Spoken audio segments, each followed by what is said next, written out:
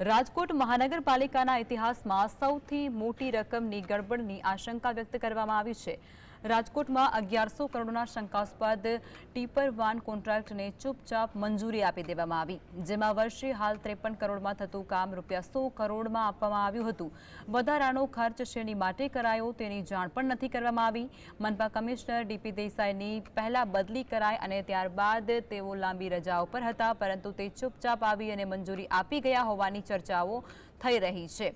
તો આ આક્ષેપ જે તે વખતે ભાજપના જ સિનિયર કોર્પોરેટર નેહલ શુક્લ તેમજ સેનિટેશન ચેરમેન નિલેશ જલુએ કર્યા છે।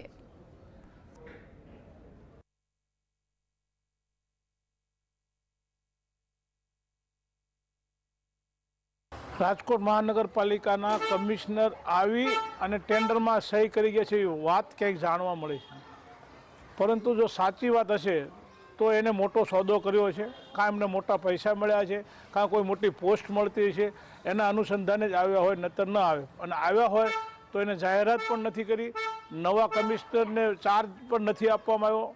નવા કમિશનર કાલ રાત્રે મને જાણવા મળ્યા મુજબ 10:30 વાગ્યે નવા કમિશનરની નિમણૂક રાજકોટમાં થઈ ગઈ છે ટ્રાન્સફર। તો આ જૂના કમિશનર શા માટે આવીને સહી કરીને જતા રહ્યા, એમાં કોનું હિત સમાયેલું છે?